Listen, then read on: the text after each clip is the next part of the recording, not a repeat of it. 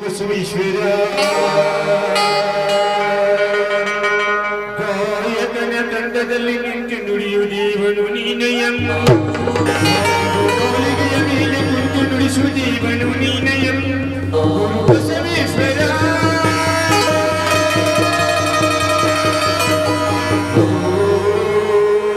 ನಮೋ ನಮೋ ಶ್ರೀ ಕಾಕಮ್ಮ ದೇವಿ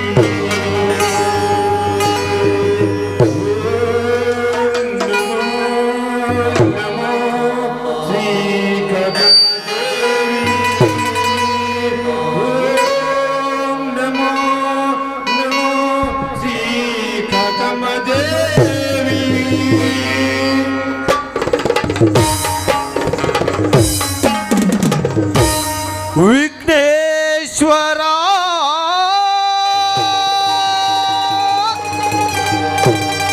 ವಿಘ್ನ ವಿನಾಶಕ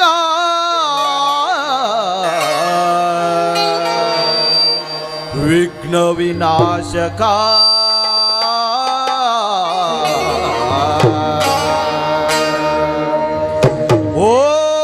ಓಂಕಾರದ ನಾದದಲ್ಲಿ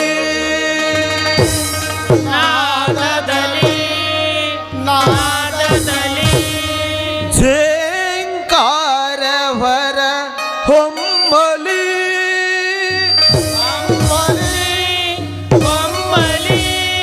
ನಾಟ್ಯ ದೇವಿ ಕುಣಿ ಕುಣಿದು ಬಂದು ನವನಾಟ್ಯ ರಸವತ ಹರಿಸಲಿ ಹರಿಸಲಿ ಹರಿಸಲಿ ನಾಟ್ಯ ರಸವತ ಹರಿಸಲಿ ಹರಿಸಲಿ ಹರಿಸಲಿ ಓಂಕಾರದ ನಾದದಲ್ಲಿ ಝೇಂಕಾರವರ ಹೊಮ್ಮಲಿ ನಾಟ್ಯ ದೇವಿ ಕುಣಿ ಕುಣಿದು ಬಂದು ನವನಾಟ್ಯ ರಸವತ ಹರಿಸಲಿ ನಾಟ್ಯ ರಸವತ ಹರಿಸಲಿ ಓಂಕಾರದ ನಾದದಲ್ಲಿ ನಾದದಲ್ಲಿ ನಾದದಲ್ಲಿ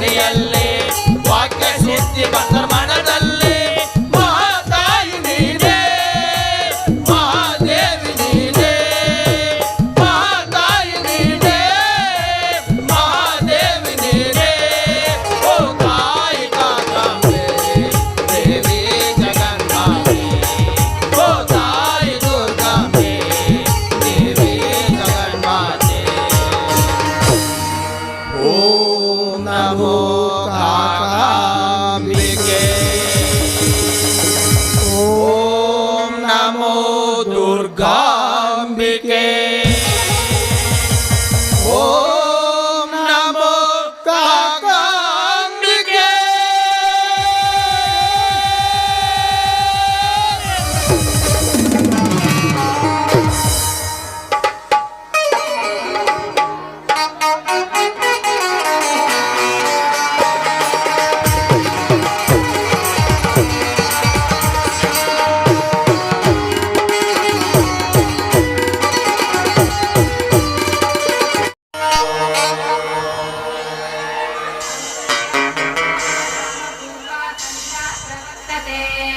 उत्तिष्ठ नरशार्दूल कर्तव्यं दैवमान्वितम् उत्तिष्ठ गोविन्द उत्तिष्ठ गरुडध्वज उत्तिष्ठ कमलाकान्त त्रैलोक्यं मङ्गल्या सुप्रजा रामपूर्वा सन्ध्या प्रवर्तते उत्तिष्ठ नरशार्दूल कर्तव्यं दैवमान्वितम् उत्तिष्ठ गोविन्द उत्तिष्ठ गरुडध्वज उत्तिष्ठ कमलाकान्त त्रैलोक्यं मङ्गल्या सुप्रजा रामपूर्वा सन्ध्या प्रवर्तते उत्तिष्ठ नरशार्दूल कर्तव्यं दैवमान्वितम्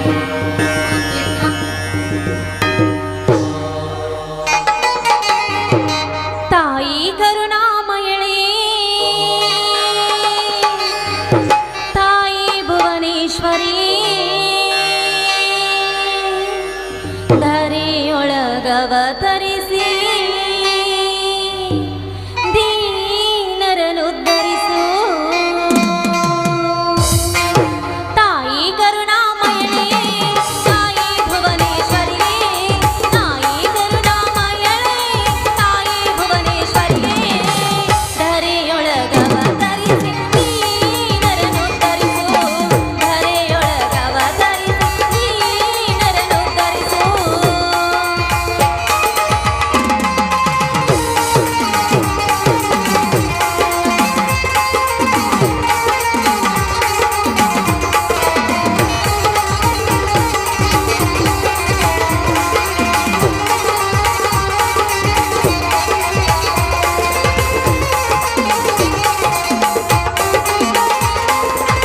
ದಲಿತರ ಮನದಲ್ಲಿ ಮಹಾದಾಸೆಗೆ ನೆನೆಯದ ಮನದಲ್ಲಿ ನೆಲೆಸುವುದೇಗೆ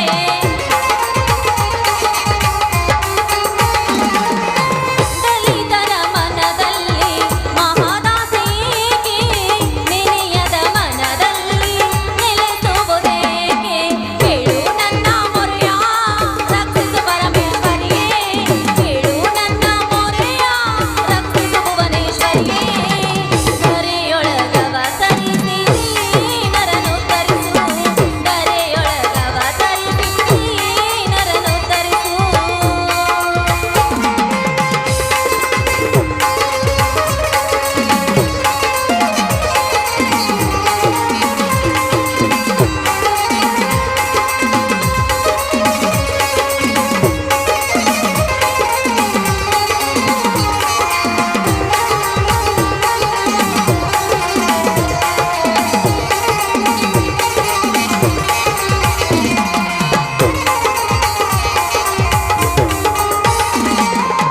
ದಲಿತರ ಮನದಲ್ಲಿ ಮಹಾದಾಸೆಗೆ ನೆನೆಯದ ಮನದಲ್ಲಿ ನೆಲೆಸುವುದೇಗೆ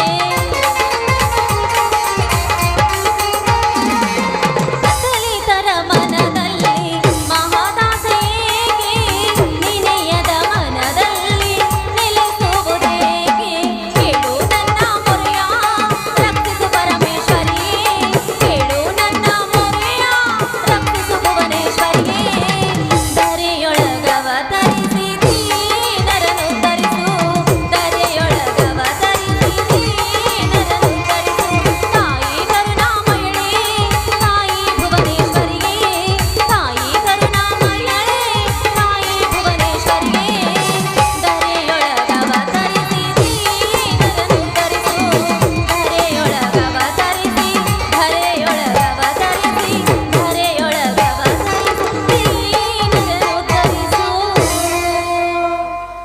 ಅಮ್ಮ ತಾಯಿ ಶ್ರೀ ಭೂಮಿ ತಾಯಿ ಈ ಭೂಮಿಯಲ್ಲಿ ಹುಟ್ಟಿರುವ ಪ್ರತಿಯೊಂದು ಮಕ್ಕಳು ಕೂಡ ಮಾಡುವ ಪ್ರತಿಯೊಂದು ತಪ್ಪುಗಳನ್ನು ಕೂಡ ನಿನ್ನ ಉಡಿಲಲ್ಲಿ ಹಾಕಿಕೊಂಡು ಎಲ್ಲರಿಗೂ ಪುಣ್ಯದನ್ನೇ ಬಯಸಿ ಎಲ್ಲರಿಗೂ ಬಳಸುವ ಮಹಾನ್ ಮಾತೆ ಅಮ್ಮ ನೀನು. ತಾಯಿ, ನನ್ನ ಗಂಡ ಇರುವ 5 ಎಕರೆ ಜಮೀನಿನಲ್ಲಿ ಎಲ್ಲ ಸಾಲ ಸೂಲ ಮಾಡಿ ಬೋರ್ವೆಲನ್ನ ಕೊರೆಸಿದಾನಮ್ಮ. ಭೂತಾಯಿ, ನಿನ್ನ ಉಡಿಲಿನಲ್ಲಿಯೇ ಆ ಗಂಗಾ ಮಾತೆ ಮಲಗಿದ್ದಾಳಮ್ಮ. ಆ ಗಂಗಾ ಮಾತೆ ನಮ್ಮ ಹೊಲಕ್ಕೆ ಸಾಕಾಗುವಷ್ಟು ನೀರನ್ನು ಕೊಡು ಅಂತ ನಿನ್ನ ಹತ್ರ ಭಕ್ತಿಯಿಂದ ಶರಗೊಟ್ಟಿ ಪ್ರಾರ್ಥಿಸ್ತೀನಮ್ಮ ತಾಯಿ.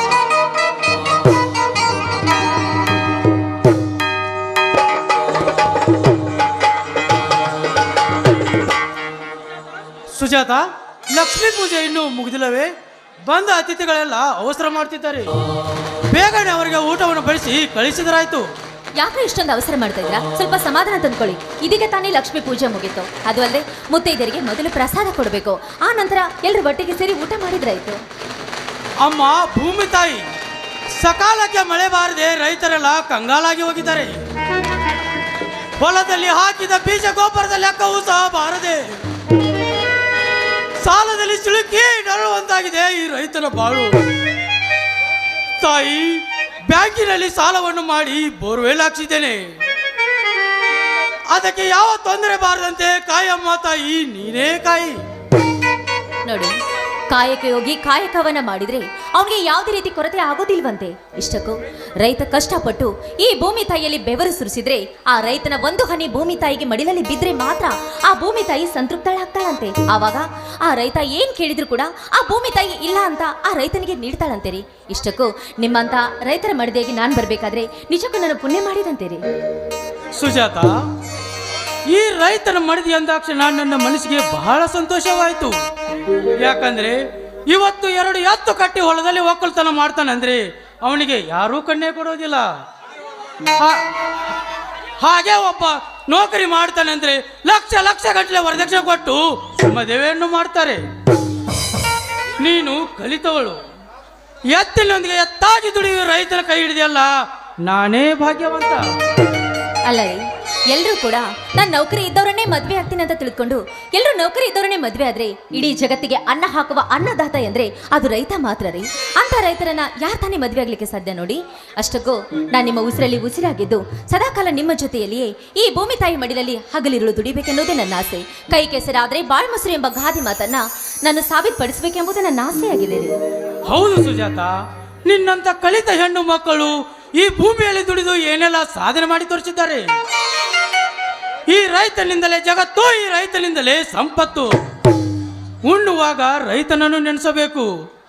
ಹಾಗೆ ನಮ್ಮ ದೇಶದ ಕಾಯುವ ಸೈನಿಕರನ್ನು ನೆನೆಸಲೇಬೇಕೆಂದು ಬಲ್ಲವರು ಹೇಳಿದ್ದಾರೆ. ಅಲ್ಲರಿ, ನೀವು ಕಲಿದೇ ಇದ್ರು ಕೂಡ ಎಷ್ಟು ಬುದ್ಧಿವಂತರಂತೆ ಮಾತಾಡ್ತಿರಲ್ಲ. ನೋಡಿರಿ, ಹೊಲದಲ್ಲಿ ಕೆಲಸ ಮಾಡ್ತಿರೋರೆಲ್ಲರೂ ಹಸ್ಕೊಂಡಿರ್ಬೇಕು. ಹೋಗಿ ಕರ್ಕೊಂಡು ಬನ್ನಿ, ಎಲ್ಲರೂ ಒಟ್ಟಿಗೆ ಸೇರಿ ಊಟ ಮಾಡೋಣ.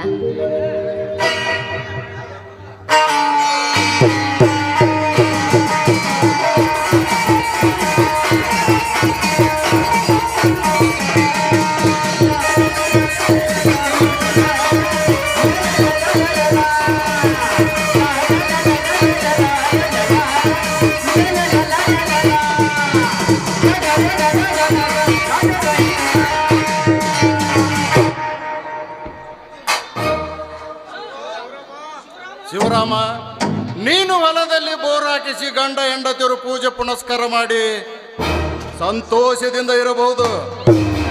ಆದರೆ ಆ ಸಂತೋಷ ಕೊನೆವರೆಗೂ ಇರುವುದಿಲ್ಲ. ಹೌದು, ನಿಮ್ಮಿಬ್ಬರ ಈ ಆನಂದಕ್ಕೆ ಯಾರು ಕಾರಣ? ಇಷ್ಟೊಂದು ಹಣ ನಿಮಗೆ ಎಲ್ಲಿಂದ ಬಂತು? ಯಾಕೆ ನಾವು ಏನೇ ಮಾಡಿದರೂ ನಿಮ್ಮನ್ನು ಕೇಳಿ ಮಾಡಬೇಕೆ? ಗೌರೇ, ಸರ್ಕಾರದವರು ರೈತರಿಗೆಲ್ಲ ಏನೆಲ್ಲ ಸವಲತ್ತು ಕಲ್ಪಿಸಿದ್ದಾರೆ. ಬ್ಯಾಂಕಿನಲ್ಲಿ ಸಾಲವನ್ನು ಮಾಡಿ ಬೋರ್ವೆಲ್ ಹಾಕ್ಸಿದ್ದೇನೆ. ಅಷ್ಟಕ್ಕೆ ಏನಾಯ್ತು ಇವಾಗ? ಲೇ, ನೀನ್ ಏನೇ ಮಾಡಿ ಅದು ನನಗೆ ಬೇಕಾಗಿಲ್ಲ. ಮೊದಲು ಈ ಹೊಲದ ಉತ್ತಾರವನ್ನು ತೆಗೆದು ನೋಡು. ಅದರಲ್ಲಿ ನನ್ನ ತಂದೆ ಹೆಸರಿದೆ. ಯಾಕೆಂದರೆ ಹಿಂದೆ ನಿಮ್ಮ ತಂದೆ ನಮ್ಮ ತಂದೆ ಹತ್ತಿರ ಸಾಲವನ್ನು ತೆಗೆದುಕೊಂಡಿದ್ದ. ಅದನ್ನು ತೀರಿಸಲಾಗದೆ ಆ ಉತ್ತಾರದಲ್ಲಿ ನನ್ನ ತಂದೆ ಹೆಸರನ್ನು ಕೂಡಿಸಿದ್ದಾರೆ. ಹೀಗಿರುವಾಗ ನೀನು ನನ್ನನ್ನು ಒಂದು ಮಾತು ಕೇಳಿ ಆದರೂ ಈ ಹೊಲವನ್ನು ದುರಸ್ತಿ ಮಾಡಬೇಕಾಗಿತ್ತು. ಹೌದು, ಈ ಜಮೀನಿಗೆ ನಿನ್ನದು ಎಷ್ಟು ಹಕ್ಕಿದೆಯೋ ಅಷ್ಟೇ ಹಕ್ಕು ನಮ್ಮ ಧನಿಕರದು ಇದೆ. ಗೌಡ್ರೆ, ನಮ್ಮ ಹೊಲದಲ್ಲಿ ನಿಮ್ಮ ಹೆಸರು ಇರಬಹುದು ನಿಜ, ಆದ್ರೆ ನನ್ನ ಗಂಡ ಯಾವತ್ತೂ ಸಂಪೂರ್ಣವಾಗಿ ಹೊಲದಲ್ಲಿರುವ ಹಕ್ಕನ್ನೆಲ್ಲ ನಿಮಗೆ ಬಿಟ್ಟು ಕೊಟ್ಟಿಲ್ಲ. ಅದು ನಿಮಗೆ ಚೆನ್ನಾಗಿ ನೆನಪಿರ್ಲಿ. ಏ, ಕಾನೂನಿನ ಬಗ್ಗೆ ನನಗೆ ನೀನು ತಿಳಿಸಿ ಹೇಳಬೇಕಾಗಿಲ್ಲ. 1000 ಕೊಟ್ಟರೆ ಸಾಕು, ಈ ದೇಶದ ಕಾನೂನು ನನ್ನ ಮನೆ ಹಿಂದಗಡೆ ಬಂದು ನಿಲ್ಲುತ್ತದೆ. ನೀನು 4 ಅಕ್ಷರ ಕಲಿತಾಕ್ಷಣ ಎಲ್ಲ ಬಲ್ಲೆ ಎಂದು ತಿಳಿಯಬೇಡ. ನೋಡು, ನೀನು ಹೆಣ್ಣು ಹೆಣ್ಣಾಗಿದ್ದರೆ ಸರಿ, ಇರದಿದ್ದರೆ ಏನ್ ಮಾಡ್ತೀಯ ಗೌಡ? ದಿನಾಲು ಭೂಮಿ ಸೀಳಿ ಅದರ ಜೊತೆ ಬಾಳ್ವೆ ಮಾಡ್ತೀವಿ. ಪ್ರಸಂಗ ಬಂದ್ರೆ ನಿನ್ನ ಎದೆ ಸೀಳಲು ಎಸುವುದಿಲ್ಲ ಈ ಶಿವರಾಮ. ನಮ್ಮಂತ ಬಡವರನ್ನು ಹೆದರಿಸಿ ಬೆದರಿಸಿ ನೀನು ಎಷ್ಟು ಕಳಿಸಿರುವೆ ಅಂತ ನನಗೆ ಚೆನ್ನಾಗಿ ಗೊತ್ತು. ಹಣ ಇದೆ ಅಂತ ಕಾನೂನು ಕಂಡುಕೊಳ್ಳಬಹುದು ನಿನ್ನ ಹುಚ್ಚು ಭ್ರಮೆಗೆ ನಿಶ್ಚಲವಾಗಿ ಉತ್ತರ ಕೊಡಲು ನನ್ನ ತಮ್ಮಂದಿರು ನನ್ನ ಬೆನ್ನಿಂದಿದ್ದಾರೆ. ಲೇ ಗೌಡ, ಅವರ ಮುಂದೆ ನಿನ್ನ ಆಟ ಏನು ನಡೆಯೋದಿಲ್ಲ. ಲೇ, ನಿನ್ನ ತಮ್ಮಂದಿರು ಏನು ನಾಡು ರಕ್ಷಿಸುವ ರಕ್ಷಕರಲ್ಲ. ಇಲ್ಲಿ ಕೆಟ್ಟವ್ರ ಮುಂದೆ ಒಳ್ಳೆಯವ್ರದ್ದು ಏನು ನಡೆಯೋದಿಲ್ಲ. ಹೆಚ್ಚು ಕಡಿಮೆ ಮಾತನಾಡಿದ್ರೆ ಈ ಹೊಲದಲ್ಲಿ ಯಾರು ಕಾಲಿಡತಕ್ಕದ್ದಲ್ಲ. ಹೇಗಾಗಲಿ ಮತ್ತು ಹೊಲದಿಂದ ಓಡಿಸಲಿ ಮಕ್ಕಳನ್ನ.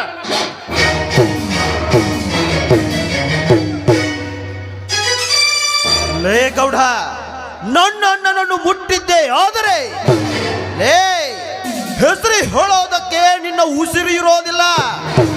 ಹಣೆ ಬರಹವನ್ನು ಬರೆಯುವಾತ ಬ್ರಹ್ಮನಾದರೆ ನಿನ್ನ ಹಣೆ ಬರಹವನ್ನು ಕರಿಮಸಿಯಿಂದ ಎರಚುವ ಹೊರಟ ಈ ಶಿವಾಜಿ.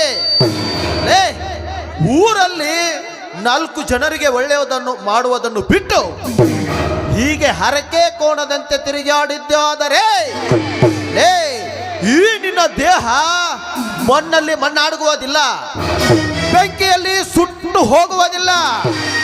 ಹಾಗೆ ನಿನ್ನ ದೇಹವನ್ನು ತುಂಡು ತುಂಡು ಮಾಡಿ ನಮ್ಮೂರಿನ ನಾಯಿನರೆಗಳಿಗೆ ಹಂಚಿ ಹಬ್ಬದೂಟ ಮಾಡಿಸ್ತೀನಿ. ಲೇ ಶಿವಾಜಿ, ಈ ನಾಡಿದ ಮಾತುಗಳು ನಮ್ಮ ಗೌಡರ ಹೃದಯದಲ್ಲಿ ರೋಷಾಗ್ನಿ ಭುಗಿಲರುವುದಕ್ಕಿಂತ ಮುಂಚೆ ನಿನ್ನನ್ನು ಕತ್ತರಿಸಿ ಹಾಕುವೆ. ಲೇ ಜಂಗ್ಲಿ, ಈ ಊರಲ್ಲಿ ನೀವೇನು ಕಿಸಿತೀರಾ, ಏನು ಹೊಸಗ ಹಾಕ್ತೀರಾ ಅನ್ನೋದು ಈ ಜನರಿಗಿಂತ ಮುಂಚೆ ನನಗೆ ಚೆನ್ನಾಗಿ ಗೊತ್ತಿದೆ. ಗೌಡ, ಈ ಆಸ್ತಿ ನನ್ನ ತಂದೆಯವರು ತಮ್ಮ ಬೆವರಿನ ಪ್ರತಿಫಲದಿಂದ ದುಡಿದಿರ್ತಕ್ಕಂಥ ಆಸ್ತಿ. ಏನೋ ಸಂದರ್ಭ ಬಂದಾಗ ನಿಮ್ಮ ಹತ್ತಿರ ಹಣವನ್ನು ತೆಗೆದುಕೊಂಡಿರಬಹುದು, ಆದರೆ ಆ ಹಣವನ್ನು ನಿಮ್ಮ ಅವಧಿಯಕ್ಕಿಂತ ಮುಂಚಿತವಾಗಿ ನಾನು ಕೊಡುತ್ತೇನೆ ಅಂತ ಮಾತು ಕೊಟ್ಟಿದ್ದೇನೆ. ಅಲ್ಲಿಯವರೆಗೂ ಸುಮ್ಮನಿದ್ದರೆ ಸರಿ, ಇರದಿದ್ರೆ ನಿನ್ನ ಹಣ ಕೊಡದೆ ನಿನ್ನ ಹೆಣ ಉರುಳಿಸಬೇಕಾಗತ್ತೆ. ಭ್ರಮೆ. ಲೇ ಶಿವಾಜಿ, ಮಾತೆತ್ತಿದ್ರೆ ಹೆಣ ಉರಿಸ್ತೀನಿ ಅಂತ ಹೇಳ್ತೀಯಲ್ಲ. ಲೇ, ಇದು ವೀರ ಧೀರರ ಕಾಲ ಅಲ್ಲ, ಮರೆಗೆ ನಿಂತ್ರಿಸಿ ಚೂ ಬಿಡೋವರ ಕಾಲ. ತಲೆಯಲ್ಲಿ ಯುಕ್ತಿ ಇರಬಹುದು, ಮೈಯಲ್ಲಿ ಶಕ್ತಿ ಇರಬಹುದು, ಆದರೆ ನಾನು ಕೊಡುವ ಪ್ರತಿಯೊಂದು ಏಟಿಗೆ ವಿಲ ವಿಲ ಅಂತ ನನ್ನ ಬಲೆಯಲ್ಲಿ ಬಿದ್ದು ಓಡಾಡುವಾಗೆ ಮಾಡದಿದ್ದರೆ ನನ್ನ ಹೆಸರು ಅಮರೇಗೌಡನೇ ಅಲ್ಲ.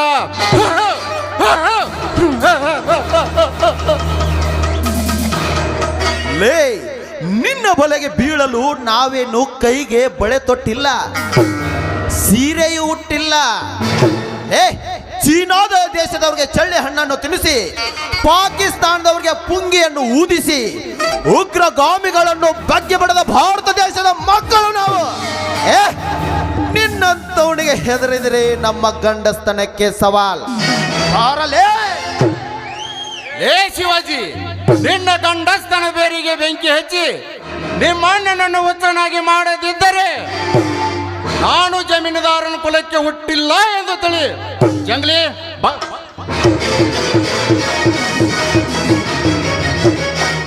ಹೋಗಲೇ, ನಿನ್ನಂತವರು ಊರಲ್ಲಿ ಕುಡಿಯುವುದು ತಿಂದು ಊರು ಬಿಟ್ಟು ಸಾಲ ಮಾಡಿ ಹೋಗಿ ಬೇರೆ ಊರಿಗೆ ಸೇರಿದ್ದಾರೆ. ನೀನ್ಯಾವ ಲೆಕ್ಕ?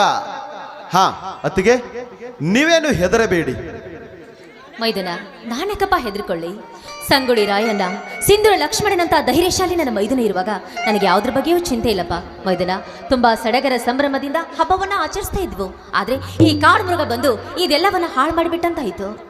ಸುಜಾತ, ಈಗೇನೂ ಆಗಿಲ್ಲ. ಮುಂದೆ ಕುಳಿತವರನ್ನು ನಾನು ಕರೆದುಕೊಂಡು ಬರ್ತೀನಿ. ಎಲ್ಲ ವ್ಯವಸ್ಥೆ ಮಾಡು. ಆಯ್ತು ಮೈದುನ, ಮೊದಲು ಆ ದೇವರಿಗೆ ನಮಸ್ಕರಿಸಿ ಆ ಬೋರ್ವೆಲ್ ನೀನೇ ಚಾಲು ಮಾಡಪ್ಪ. ಯಾಕಂದ್ರೆ ನಿನ್ನ ಕೈಯಿಂದ ಚಾಲು ಮಾಡ್ಬೇಕಂತೆ ನಮ್ಮ ಆಸೆಯಾಗಿದೆ. ನಾನು ಬಂದ ಅತಿಥಿಗಳೆಲ್ಲರಿಗೂ ಊಟದ ವ್ಯವಸ್ಥೆ ಮಾಡಿಸ್ತೀನಿ. ಆಯ್ತು ಅತ್ತಿಗೆ. ಅಣ್ಣ ಅತ್ತಿಗೆಯರು ನಮ್ಮ ಮನೆಯಲ್ಲಿದ್ದಾಗ ಶಿವ ಪಾರ್ವತಿಯರಿದ್ದಂತೆ. ಅತ್ತಿಗೆ, ಇವತ್ತು ನಾವು ಬೋರನ್ನು ಹಾಕಿಸಿದ್ದೇವೆ. ಅದರ ಸಂಭ್ರಮ ಸಡಗರಕ್ಕಾಗಿ ನಿಮ್ಮ ಸಿಹಿಯಾದ ಒಂದು ಕಂಠದಿಂದ ಒಂದು ಗಾನ ಏಕೆ ಬರಬಾರದು? ಆಯ್ತಪ್ಪ ಮೈದುನ.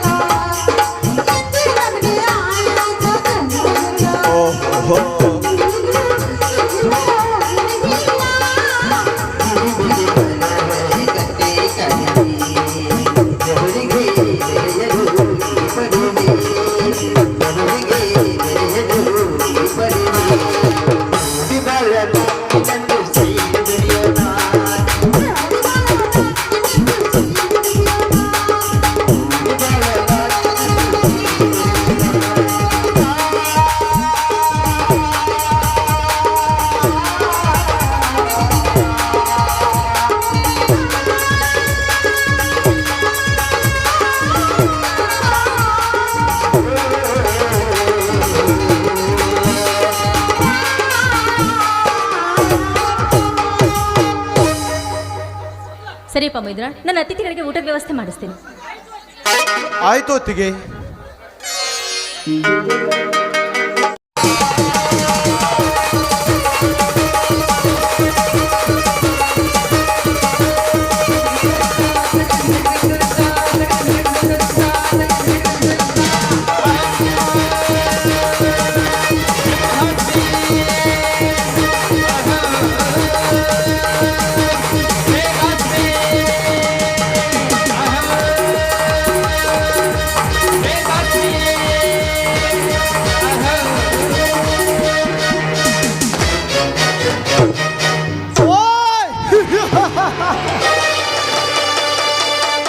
ಮಹಾಭಾರತದಲ್ಲಿ ಕುಂತಿಯ ಮಗನಾದ ವೀರ ಸೂರಕರ್ಣ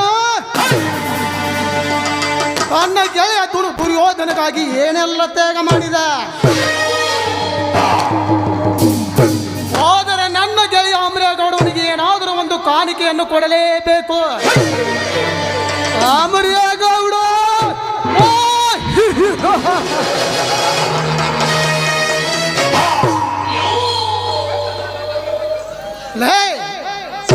ಚಂದ್ರ ಲೋಕಕ್ಕೆ ಹೋಗಿ ಬಂದವರಿದ್ದಾರೆ, ಇಂದ್ರ ಲೋಕದ ಸಡಗರವನ್ನು ಕಂಡು ಬಂದವರು ಇದ್ದಾರೆ. ಆದರೆ ಈ ಸೂರ್ಯ ಲೋಕನ ಪ್ರತೀಕವೇ ಈ ಸುರೇಂದ್ರ.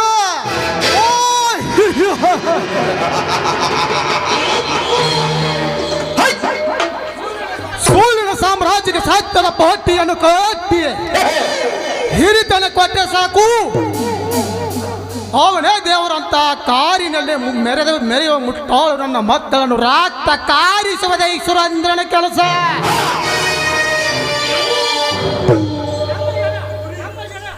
ನಮ್ಮ ಜನ ಪ್ರಾಮಾಣಿಕತೆಯಿಂದ ಬದುಕಿದರೆ ಅವರನ್ನು ಯಾರು ಮುಂದಕ್ಕೆ ಕರೆಯುವುದಿಲ್ಲ.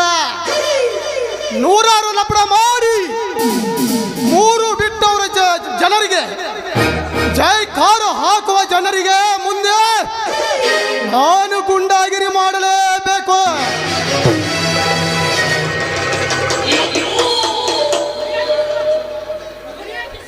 दुनिया किस्मत नहीं लो बुरों का है।